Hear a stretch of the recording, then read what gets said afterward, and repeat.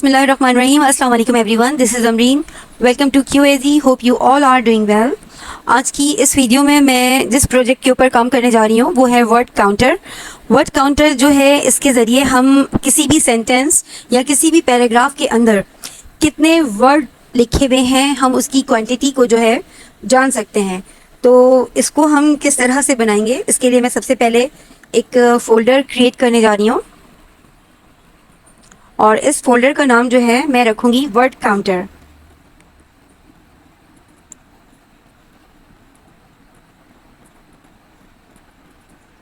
इसको मैं एंटर कर देती हूँ और यहाँ पर जो है मैं इसको 2 टाइम क्लिक करूँगी तो ये मेरे एड्रेस बार में ये मेरा आ जाएगा।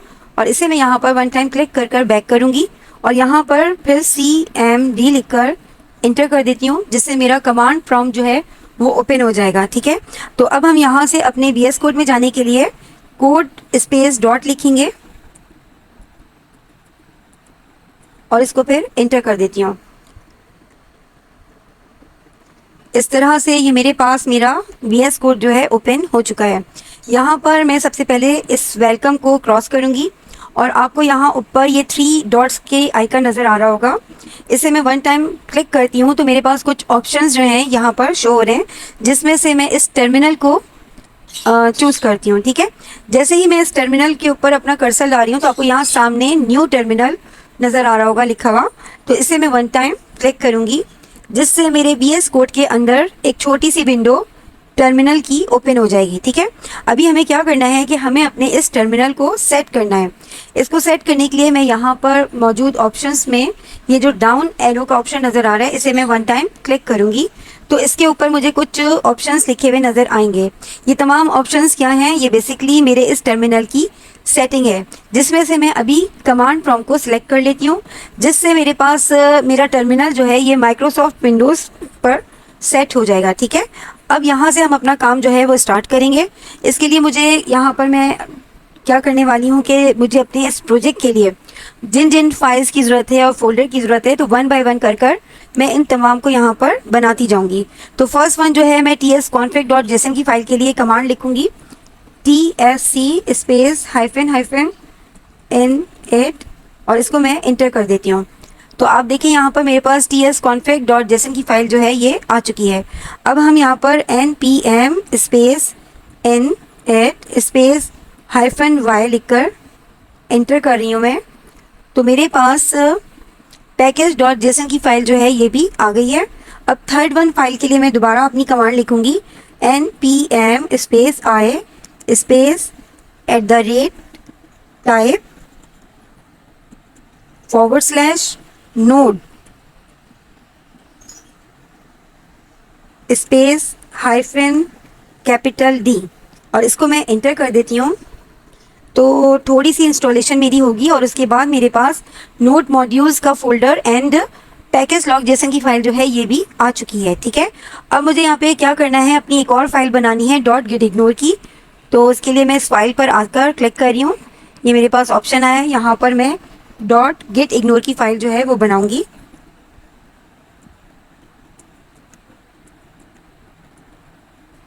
और इसको मैं एंटर कर देती हूँ।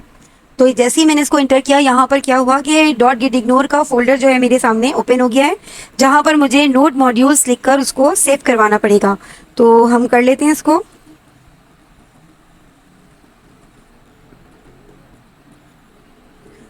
नोड मॉड्यूल्स लिखकर आप यहाँ आएंगे, फाइल्स वाला ऑप्शन आपको नज़र आ रहा है, इसे 1 टाइम क्लिक करते हैं तो यहाँ देखें तमाम ऑप्शंस मौजूद हैं।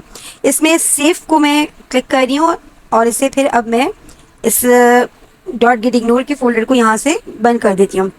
ठीक है, अब मुझे क्या करना है कि मैं अपनी इन तमाम जो फाइल्स हैं इनमें से मुझे अपनी tsconfig.json की फ़ाइल में कुछ कॉन्फ़िगरेशंस करवानी पड़ेंगी, क्योंकि इसकी डिफ़ॉल्ट सेटिंग जो है उसे मैं अपडेट करूँगी और न्यू वर्जन जो है वो वहाँ पर लाकर सेट करूँगी।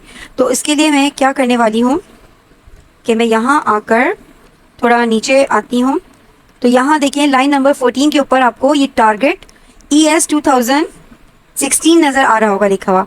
तो हम अपना कर्सर यहाँ पर सेट करेंगे और इसे मैं यहाँ से बैक करते हुए शिफ्ट के साथ मैं E प्रेस करूँगी तो मेरे सामने ये तमाम ऑप्शंस जो हैं ओपन हो जाएंगे, जिसमें से मुझे ES 2022 को सिलेक्ट करना है। ठीक है, और अब हम थोड़ा सा और नीचे आते हैं तो यहाँ पर लाइन नंबर 28 पर मॉड्यूल कॉमन JS लिखा हुआ है। ठीक है, तो हम इस डबल कोड के अंदर कॉमन JS जो है इस पर अपनी कर्सर को लाकर सेट करेंगे और इसे भी यहाँ से बैक करेंगे और फिर मैं अगेन शिफ्ट प्रेस करते हुए N दबाऊंगी। तो N को जैसे ही मैंने प्रेस किया तो ये मेरे पास कुछ और ऑप्शंस आ गए, जिसमें से मुझे नोड नेक्स्ट को सेलेक्ट करना है। ठीक है, और इसके बाद बारी आती है मॉड्यूल रेजोल्यूशन की, जो कि इस वक्त कमेंट हुआ है। तो मैं इसके फॉरवर्ड स्लैश जो बने हुए हैं इनको मैं यहाँ से रिमूव कर दूंगी, तो ये भी हाईलाइट हो जाएगा। और अब मैं यहाँ पर इसके ये जो नोट 10 है इसके ऊपर अपनी कर्सर को सेट कर इसे बैक कर देती हूँ और यहाँ पर भी मैं अगेन शिफ्ट के साथ N प्रेस करूँगी तो मेरे सामने ये तमाम ऑप्शंस आ जाएंगे। ठीक है, जिसमें से मैं अपने इस नोड नेक्स्ट को यहाँ पर सेट कर रही हूँ। तो ये वो तमाम कॉन्फ़िगरेशंस थी जो मुझे अपनी tsconfig.json की फ़ाइल में करवानी थी, जो मैंने करवा ली है। ठीक है, अब मैं आ जाती हूँ इस फाइल को क्रॉस करने के लिए। तो अगेन मैं आपको एक दफ़ा फिर रिमाइंड करा दूँ कि अगर tsconfig.json के सामने आपके पास भी ये एरो क्रॉस जो है ये आपको शो हो रहा है, तो इट्स मीन कि आपने जितनी भी कॉन्फ़िगरेशंस करी हैं, चेंजिंग की हैं, वो आपके पास सेव हो चुकी हैं। लेकिन अगर ऐसा नहीं है और डॉट नज़र आ रहा है तो आपको इस फाइल के ऊपर जाकर पहले इनको सेव करवाना पड़ेगा। ठीक है, और उसके बाद फिर आप आकर अपनी इस फाइल को क्रॉस करेंगे। अब हम आ जाते हैं अपने पैकेज.json की तरफ। पैकेज.json में हमें सिंपली एक छोटा सा वर्क करना है कि लाइन नंबर 5 पर आकर हम अपना कर्सर यहाँ पर सेट करेंगे, इसे इंटर करेंगे ताकि हमें इसके नीचे थोड़ा सा स्पेस मिल जाएगा। एंड मैं यहाँ पर डबल कोट लेकर जैसे ही T लिखूंगी तो मेरे सामने ये कुछ ऑप्शंस जो हैं ये आगे हैं, जिसमें से मुझे फर्स्ट वन टाइप TYPE, ठीक है, इस टाइप को मैं जो है सेलेक्ट करूँगी। इसके बिल्कुल नीचे आपको नज़र आ रही होगी टाइप्स लिखा हुआ होगा TYPES, तो हम इस टाइप्स को नहीं बल्कि फर्स्ट वन वाले टाइप को सेलेक्ट कर लेंगे। तो इसके बाद हमारे पास ये दो ऑप्शंस और आ रहे हैं, कॉमन JS का और मॉड्यूल का। तो यहाँ मैं इस मॉड्यूल को यहाँ के लिए सेट कर दूँगी। ठीक है, फिर हम यहाँ थोड़ा सा नीचे आते हैं तो इस ऑथर नेम के अंदर मैं यहाँ पर अपना नाम सेट कर रही हूँ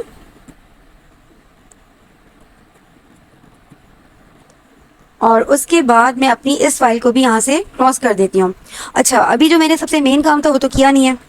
वो काम किया था कि मैंने अभी तक अपनी टाइपस्क्रिप्ट वाली फ़ाइल जो है वो नहीं बनाई है। तो हम यहाँ आ जाते हैं फाइल्स के ऊपर और आकर मैं इसको क्लिक करूँगी और अपनी टाइपस्क्रिप्ट के लिए index.ts की फ़ाइल जो है वो मैं यहाँ पर बना लेती हूँ। इसको मैं यहाँ पर एंटर कर रही हूँ और एंटर करने के बाद यहाँ मेरे सामने मेरी index.ts की फ़ाइल जो है वो ओपन हो गई है। अच्छा, अब मुझे अपने इस प्रोजेक्ट के लिए जो मुझे काम करना है, तो मेरे लिए सबसे जो मेन चीज़ है वो है कि मुझे अपने यूज़र से जो मेरा इस वर्ड काउंटर को यूज़ करने जिनको मैं दूंगी यूज़ करने के लिए, तो उनसे मुझे इनपुट लेना ज़रूरी होगा। अब वो इनपुट मैं किस तरह से लूँगी, तो उसका जो तरीका है वो ये है कि उसके लिए मुझे कुछ जो उनसे क्वेश्चंस करने होंगे जिसका वो मुझे आंसर करेंगे। और ये काम मैं किस तरह से करती हूँ, ये काम मैं करती हूँ अपने इंक्वायरर के थ्रू। ठीक है, तो उसके लिए मुझे यहाँ पर अपना इंक्वायरर जो है वो इंस्टॉल कराना पड़ेगा। इंक्वायरर का पैकेज जो है वो हम npm से इंस्टॉल करेंगे।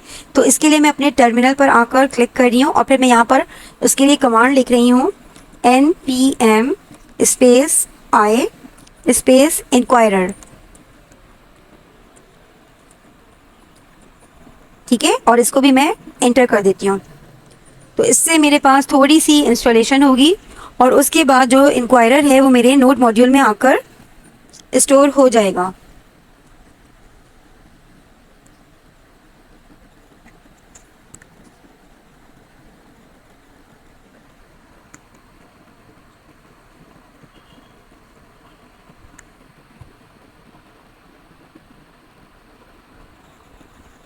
तो ये जो है इंक्वायरर मेरे पास आ चुका है, इंस्टॉल हो चुका है। अब मैं क्या करूँगी, अपनी TS की फ़ाइल में आ जाऊँगी और यहाँ आकर अब मैं अपनी इस फाइल के अंदर इंक्वायरर को इंपोर्ट करवा लूँगी। तो इसके लिए मैं लिखूँगी इंपोर्ट इंक्वायरर फ्रॉम इंक्वायरर।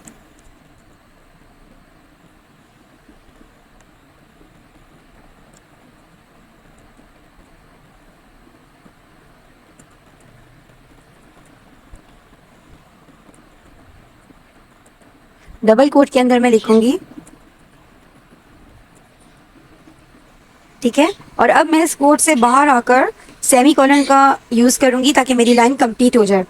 तो यहाँ पर अभी भी मेरे इस इंक्वायरर के ऊपर एक एरर शो हो रहा है, तो इस एरर को हम देख लेते हैं। इस एरर के अंदर जो है ये मुझसे डिमांड कर रहा है कि inquirer is declare but it's value is never read. क्योंकि अभी तो मैंने इंक्वायरर को सिर्फ इंस्टॉल किया है और इस पर मैंने कुछ वर्क नहीं किया, तो इसलिए इसकी वैल्यू जो है वो रीड भी नहीं हो रही है। अदरवाइज़ इसके अलावा ये यहाँ पे जो है मुझसे इसकी डेव डिपेंडेंसीज जो हैं उसको इंस्टॉल करने के लिए कह रहा है। तो इसका जो कमांड है, जो कोड है, वो मुझे यहीं से मिल जाएगा।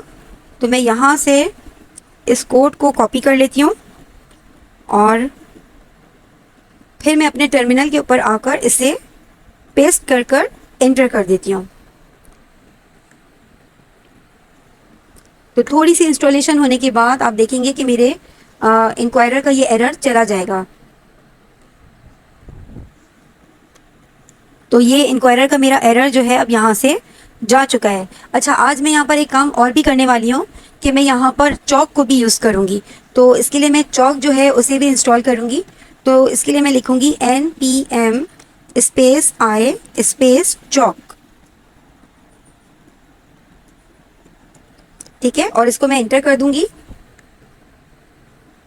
तो ये थोड़ी सी इंस्टॉलेशन के बाद ये मेरे पास चॉक जो है ये भी आ गया है, ठीक है। अब मैं यहाँ पे क्या करूँगी कि मैं अपनी इस इंडेक्स की फाइल में आकर इंटर करते हुए अपने चॉक को भी इंपोर्ट करवा लेती हूँ, ठीक है। तो इसके लिए मैं सेम यही ऐसे ही लिखूँगी कि इंपोर्ट चॉक फ्रॉम चॉक।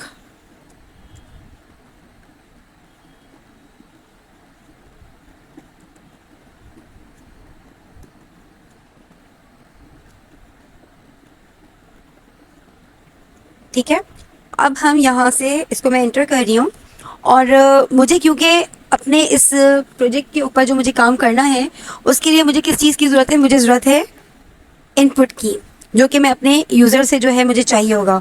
तो वो मैं बनाऊंगी इंक्वायरर डॉट फ्रॉम की मदद से, ठीक है। तो मैं यहाँ पर एक वेरिएबल जो है वो मैं तैयार करती हूँ। एक दफ़ा मैं और इंटर कर लेती हूँ ताकि थोड़ा सा स्पेस मिल जाए। तो अब मैं यहाँ पर एक वेरिएबल बना रही हूँ लेट यूज़र आंसर के नाम से।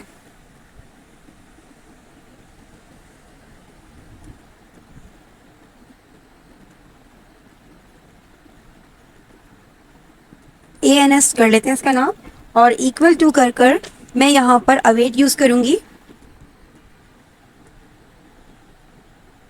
और जहाँ हम अवेट लिखते हैं तो फिर हम आगे क्या करते हैं, हम लिखते हैं इंक्वायरर डॉट फ्रॉम, ठीक है। और उसके बाद हम क्या करते हैं कि हम राउंड ब्रैकेट और उसके अंदर कर्ली ब्रेसेस जो है वो यूज़ करते हैं। इसके बाद मैं इसको यहाँ पर एंटर कर दूंगी। तो इसके बाद मैं इसकी टाइप लिखूंगी और टाइप जो है मैं क्या देने वाली हूँ, मैं यहाँ पर टाइप जो है वो इनपुट दूंगी। तो मैं कोड के अंदर इनपुट लिखूंगी और फिर बाहर आकर मैं सेपरेटर यूज़ करते हुए इसको एंटर कर देती हूँ। और तो अब मैं यहाँ पर अपना मैसेज लिखूंगी कि प्लीज़ एंटर योर सेंटेंस,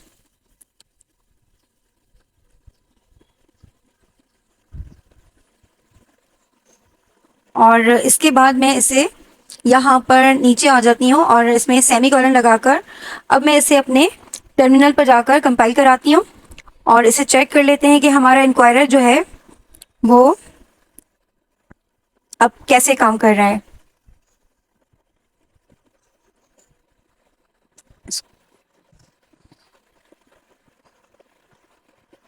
तो यहाँ पर ये देखिए मेरे पास मैसेज जो है ये आ गया है कि प्लीज़ इंटर योर सेंटेंस, ठीक है। तो यहाँ तक जो है ये मेरा जितना मैंने कोड लिखा था इतना ये मेरा काम हो चुका है। तो अब मैं अपने कोड में वापस जाती हूँ क्योंकि अब मेरा आंसर जो है आंसर यूज़र आंसर और यूज़र आंसर डॉट वर्ड के अंदर आकर आ चुका है। तो मैं इसमें क्या करूँगी कि एक मेथड इसके साथ में यूज़ करूँगी। तो मैं यहाँ पर लिखती हूँ यूज़र आंसर डॉट वर्ड्स और इसके साथ मैं एक मेथड यूज़ करूँगी ट्रिम का।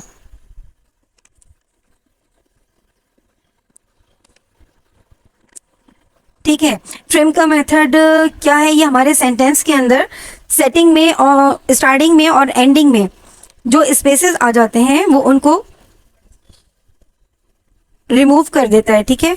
और वर्ड के दरमियान में जो भी वाइट स्पेसेस होते हैं वो उनको रिमूव नहीं करता।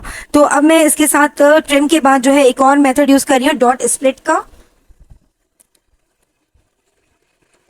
डॉट स्प्लिट के अंदर मैं डबल कोट लेकर एक स्पेस दूंगी, ठीक है। तो इसकी मदद से क्या होगा कि हमारे सेंटेंस में जितने भी वर्ड होंगे उनके दरमियान में जो भी स्पेस होगा उसके स्पेस के बिहाफ पर हर वर्ड जो है वो अलग अलग करके एरे के अंदर मैं स्टोर कर लूँगी, ठीक है। और क्योंकि स्प्लिट के मेथड की मदद से वो हमारे एरे के अंदर आ जाएगा, तो हम यहाँ पर अपने एरे का एक और प्रॉपर्टी होती है डॉट लेंथ, तो वो हम यहाँ पर लगा लेते हैं। और इसके बाद जो है मैं सेमीकोलन लगा देती हूँ यहाँ पर। डॉट लेंथ जो है वो मेरे एरे के अंदर आने वाला एलिमेंट जो है वो उसकी तादाद को बताएगा कि कितनी क्वांटिटी है मेरे एलिमेंट की, ठीक है। तो आप इसको यूं भी समझ लें कि जितने भी वर्ड्स होंगे वो सबके सब एरे के अंदर एलिमेंट बन जाएंगे और उनके एलिमेंट को हम गिनती करके बताएंगे कि कितने एलिमेंट हमारे एरे में इस वक्त रखे हुए हैं, ठीक है। अब मैं क्या करती हूँ कि इस पूरे लाइन को जो मैंने अभी एक बनाया है इसको मैं एक वेरिएबल के अंदर स्टोर करवा लेती हूँ, ठीक है। तो मैं इसको यहाँ से कट कर लेती हूँ और फिर इसे मैं एक वेरिएबल बनाती हूँ लेट वर्ड काउंट का, और इक्वल की साइन देते हुए मैं इसे यहाँ पर सेट कर लेती हूँ, ठीक है।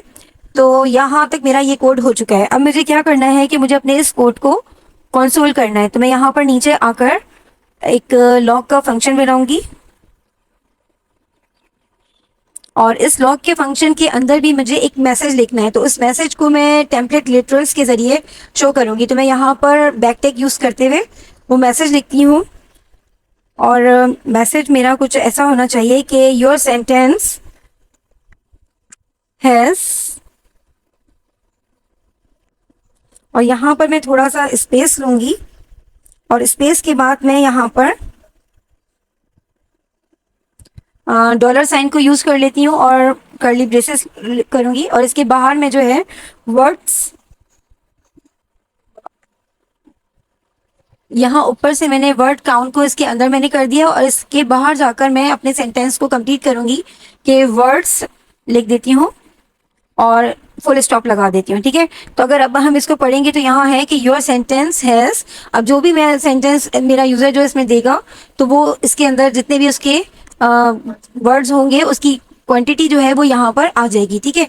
एक काम तो ये हो गया। अब दूसरा काम मुझे क्या करना है, तो उसके लिए मैं ये करती हूँ कि ये बैकटिक के साथ में इस पूरे हिस्से को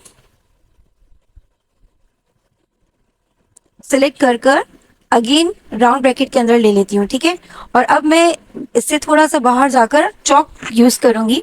तो मैं यहाँ पर चॉक डॉट कोई भी कलर यहाँ दे देती हूँ, कलर ब्लू ब्राइट कलर ले लेते हैं।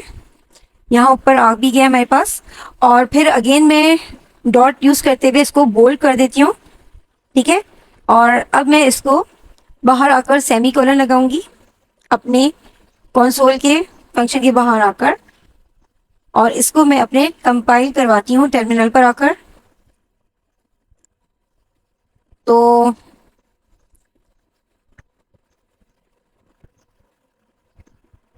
इसे मैं फुल स्क्रीन करती हूँ और यहाँ से ये फाइल भी मैं बंद कर देती हूँ ताकि आपको सही से कोड जो है मेरा नजर आए।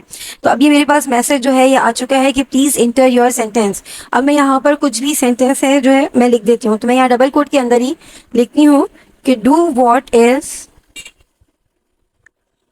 Right, not what is easy,